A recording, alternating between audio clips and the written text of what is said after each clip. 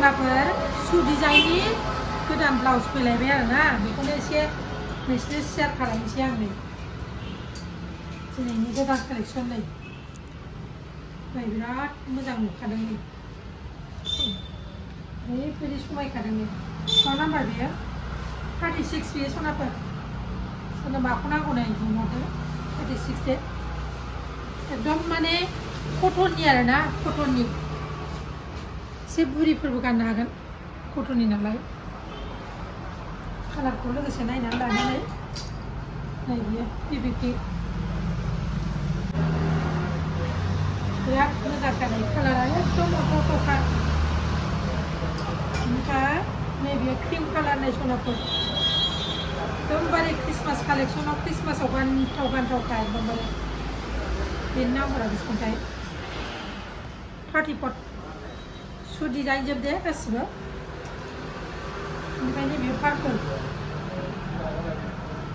34 बेबो बिराद मोजांखा नै सोर सोरनो हलसेल बिदोंमोन नायनानै लादो ओमफ्राय नैबेयो मा कालार बे लाइट आखाहि लाइट ब्लु जा मोजां नुखादों बेनिफ्राय नै बियो दाख्लि आं गुफुरखौथ' देखायजोब्बायमोन ओमफ्राय नैबे कालारा फैयाखैमोन ना बे कालार फैदों नै नायनानै लादो कालार नुयैखाय देखायबाय आङो ओमफ्राय नैबे कालाराबो गैयामोन नालाय दाख्लि गुफुरखौथ' होखानाय जादों नै नायनानै लादो सनाफोर कालारखौल' देखायबाय आं दे नैबे मोनसे नै लेभेन्डार एसे खिनि आरोना बेखौथ' देखायखाबाय नै बेफोर कालेक्सना दं आरोना दा थाब थाब लांफैदो नै गोजाबो दङ बेफोरो दङ कालारफ्रा नै